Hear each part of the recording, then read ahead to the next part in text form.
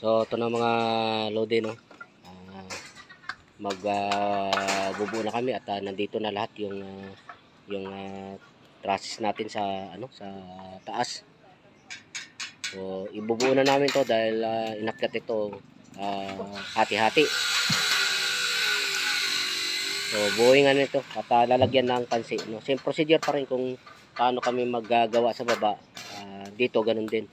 So, napakahalaga yan ng pansi para makuha natin yung diretso ng ating trusses. Di baling matagal, basta sureball lang yung trabaho natin, hindi pangit tingnan, no? Walang masabi yung may-ari. So yan, lalagyan ng pansi yan bago pa natin to idudugtong. Lalagyan na ngayon ibong ng temporary brace para itapat na lang yung kabilang trusses. Medyo may kalakihan din tong bububungan natin.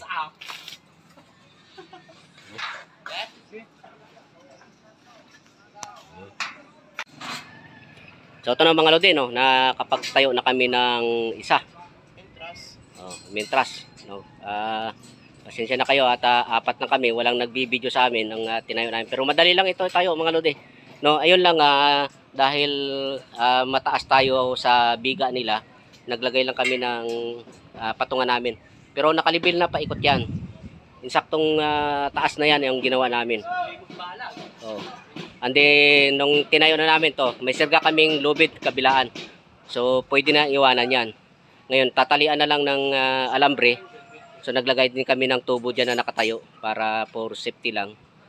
Yung mga dulo, lalagyan din ng tali muna ng alambre dahil hindi pa ito ipipix. Dahil yan kukuhanin pa yung pinakasentro niyan. Pero yan malapit-lapit na yan sa katotohanan yung pwesto niya. No, yan na yung pinakapwesto niya. And then pagka nakuha na namin yung sentro nito, lalagyan namin ngayon ng tukod dyan. Lagyan namin ng paa dyan sa may dalawang 16mm na yan. Kasi yan yung pwesto ng trusses. So, simple lang sana itong pagtayo ng trusses kung wala itong problema na dapat hindi naman problema kung nasintadahan ito. So, nagmamadali na sila, no. Hindi na nila nakuhang asintadaan pa. Siyempre medyo matagal-tagal pa ang pag-asinta dyan, patigasin pa. So gusto nila ilagay na kaagad itong bubong natin. So kaya iyan yung paraan natin, no. Madaling pagkabit lang sana kung wala yan, pero dahil nagtaas nga tayo dyan, medyo nahirapan tayo ng konti. So ayan yung mga abang na yan, mga tubo na yan na may pabalagbag dyan natin ipapatong yung yung trusses natin. So bago namin ito iwanan, i-secure muna, talian ng alambre at baka dumulas, no, mampas ng hangin. Maganda yung sigurado tayo. So ayan, no, ang trusses natin kahit na putol-putol ito na inakyat natin ay diretso pa rin buo. Pag nabuo parang sa baba pa rin binuo. Ano yan? Pero pan lang muna. Itali mo lang muna kasi gagalawin pa rin naman natin 'yan. Ipupisto muna natin tong kaparehas nito. Talian lang muna para just in case na hindi lang siya gumalaw, hindi lang madulas. O dahil tubo yung tinutungtungan niya, tubo. Baka madulas. So ngayon ipupisto na namin itong kabila dito. So ito naman 'yun. O diyan naman siya papatong.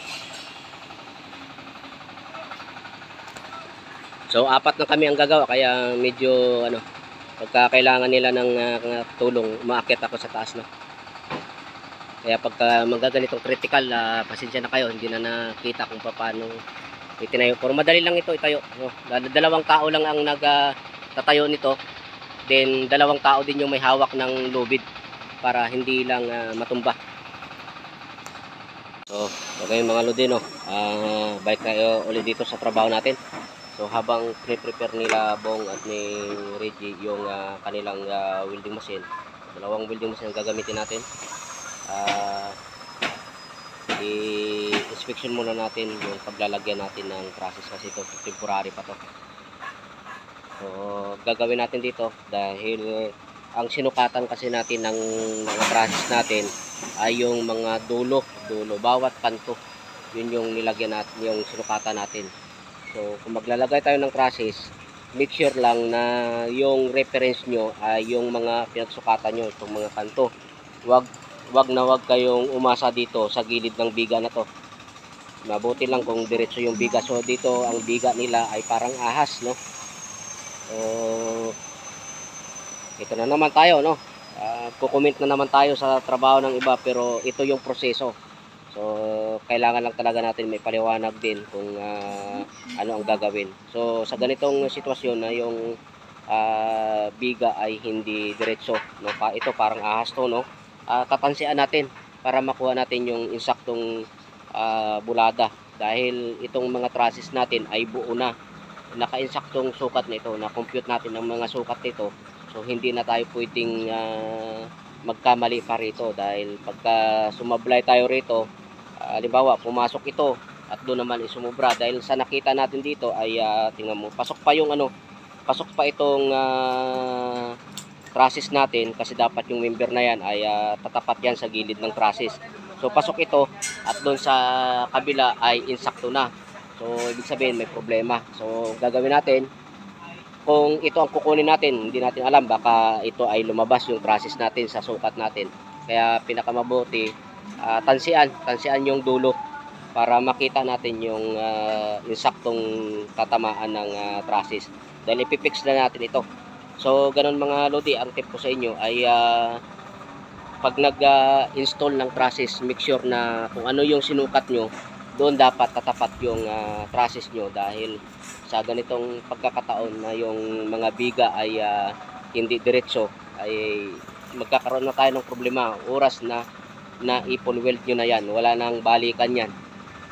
Doon na nagkakaroon ng problema yung iba na naglalagay ng trusses, na may mga malaking problema na ang nangyayari kapag sa umpisa ay hindi na ginawa yung dapat na gagawin. So ito, pinaka tip ko sa inyo, lalo ganito 4 agwas, bawat kanto nito ay mahalaga. So make sure na yung pwesto ng trusses ay tama para wala na tayo magiging problema.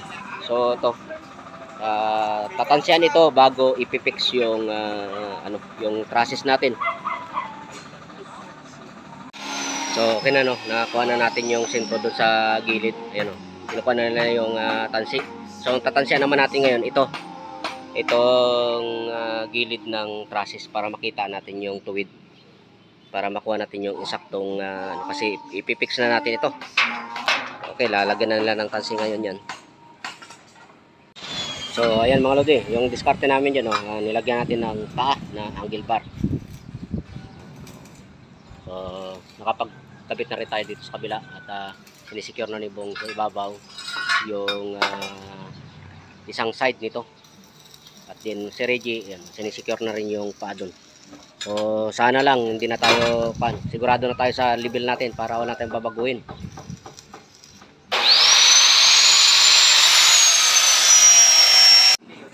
So ito na mga lodi, no, nakuha na natin yung levelasyon nito. Okay yung levelasyon natin, yung sukat, ang layo nito parehas.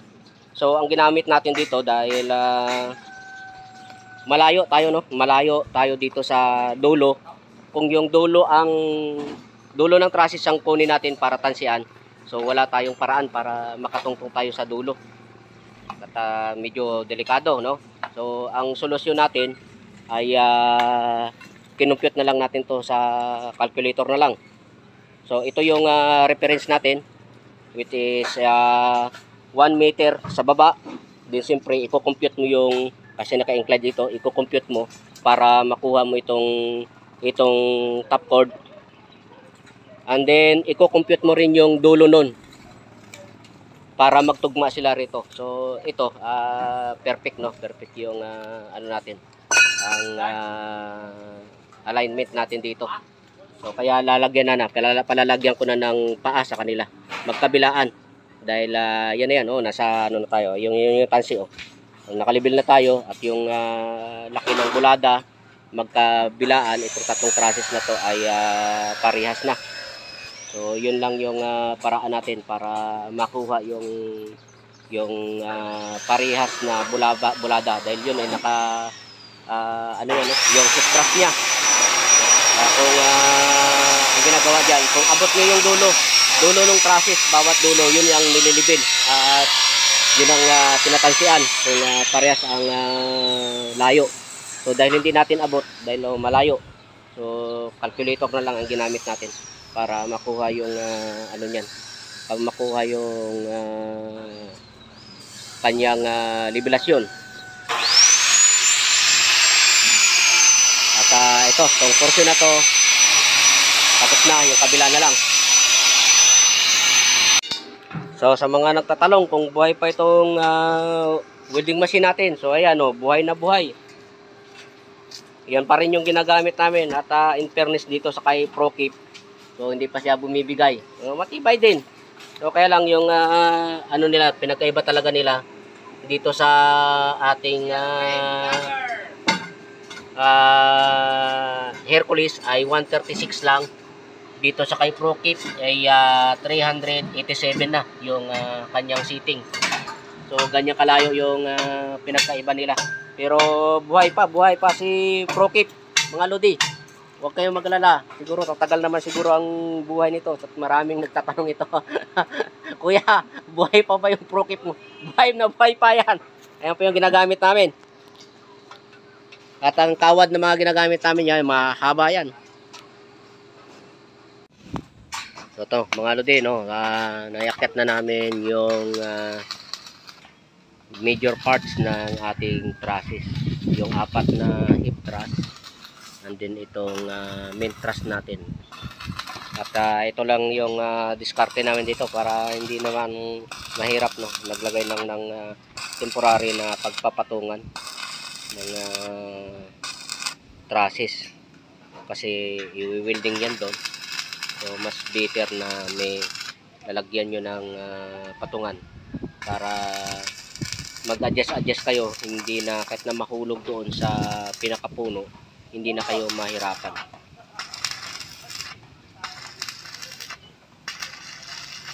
O isang araw. Bagay ay kahapon pala. Oh, naitayo pala namin itong isang main trusses. Then ngayong araw 6. Then bukas itong mga half truss na lang ang gagawin dito.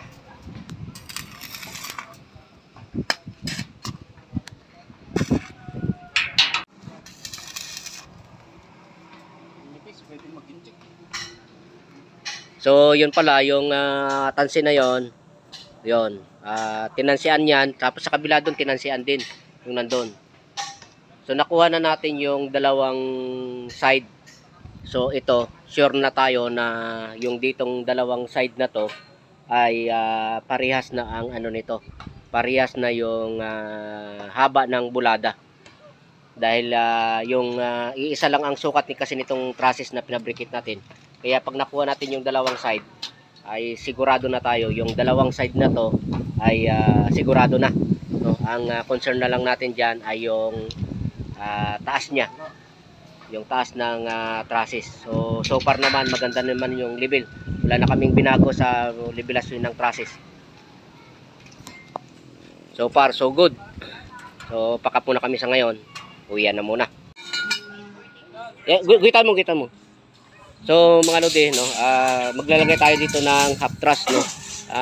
Ang diskarte natin para makuha natin yung iskwala ng half truss natin ay simula rito sa gitna natin, tong main truss natin, hanggang dito sa inabang natin ay kumuha tayo ng 2 meters, no. Sakto ditong 2 meters, and then hanggang doon ay sinukat natin, hanggang doon ay 350, no. So ang diskarte natin para makuha natin yung insaktong posisyon ng ng half truss natin para eskwalado, i-compute natin, no, gamit pa rin yung a squared plus b squared equals to c squared, no. Sana napanood yung video natin para na unawaan nyo kung paano. So 350 plus squared plus 350 squared ang nakuha natin ay ilan, J? 494. So 494 simula dun sa may tansi hanggang dito 494. Then ang gagawin natin diyan ay iskulahan na lang, ay ano na natin, ililibel na lang. Kung may hulog dala. Wala pa na lang, angle bar na lang na maiksi, tatapatan, tapos level bar para makuha natin yung pwesto ng trusses natin sa taas. Ha? Nang hulog. O pwede rin, hiram ka na lang hulog. So nakalimutan yung hulog. Pero yung ilalim, yung top cord ay bottom cord, meron na tayong sukat diyan, no? Ayun na yun na may marka na. So tatapat dito yan sa abang natin, which is 2 meters. So ganun lang ang pagkuha ng ano, para iskulado yung magawa natin, no, para hindi tsamba-tsamba. Ito pwede itong gawin sa baba dahil nakuha na natin yung sukat. Pwede rin gawin dito sa taas, pero sa kaso namin ay sa taas na namin gagawin. Dahil kung nakita nyo, wala kaming space sa baba, no, puro tubo. Hindi tayo makamaniobra doon. So dito na lang. Itong portion na to ay lalagyan na to ng paa. So kagaya nito, no, kasi may tansin na tayo, kalibil na yan, no. And then i-welding na natin diyan para dito na natin buuin itong half truss na ito. So ayan, kinuhulugan lang ni Bong, hulugan para makuha yung insaktong posisyon ng top cord. So pag nahulugan na yan, pwede na natin ngayon gawin. Pwede natin gawin ang ating ano dito, half truss. So kung ano yung ginawa natin dito sa kabila, ganun din ang gagawin. At may posibilidad na kung ano yung sukat niyan, parehas lang din ang sukat na susukat natin diyan, kay parehas man lang yon ang sukat ng mga trusses natin. O sana mga lodi, no, nasundan nyo at panoorin nyo lang hanggang sa dulo dahil maraming detalye dito na baka sakaling makatulong sa inyo, no, sa mga baguhan para trabaho, hindi tsamba-tsamba. So kung nakikita nyo naman yung trusses namin, no, pantay na pantay yung ibabaw niyan. Kasi ano yan, based sa calculator yung pagbuo natin diyan, hindi tantyahan. So yun din yun. So itong mga lodi, no, para sigurado tayo, naglagay tayo ng tansi doon sa baba, at din bandang taas ay naglagay na tayo ng bara na parlina. So kung napapansin nyo, kung hindi nyo gagawin to, minsan tingnan nyo, malayo yung parlina natin dito sa trusses natin, sa top cord natin. So kung di natin gagawin yon, ang mangyari ay nakaangat yung mga, pag nilagay na natin yung ano natin, yung parlina, ay nakaangat yan sa trusses. So ito, kaya napakahalaga nito. Pangbara natin yan, ngayon, hulihin ngayon to ng trusses, ng member. So make sure lang din na ito, nilagyan ni Bong ng pangtukod to para hindi rin sumama itong ilalim pagka pinuwersa natin yung yung angle bar natin para maabot yung So wag mo i-spot yan, Bong, para Bong, wag mo na i-spot yan. Huliin lang natin yan. Pag winailding mo yan, bababa din yan, wala din. So ito mga lodi, no, ito na yung last part ng pag i-install natin ng process, yung pagkakabit na ng parling connector at pagkakabit na ng parlina. So tapos na itong trusses natin, yung mga main parts niya ay naikabit na. So kung may kakabit tayo dyan, yung mga maliliit na lang na trusses, so habang wala pa tayong bakal, kakabit na nila Bong yung mga parling connector at siyempre lalagyan na rin natin ng parlina niya. So okay mga lodi, no, ganun lang ang diskarte natin sa pagtatayo ng pagtatayo ng trusses. So, pakisuyo na lang mga Lodi, no? Paki-subscribe na lang ng channel namin at paki-share ng mga video namin. Okay, maraming salamat.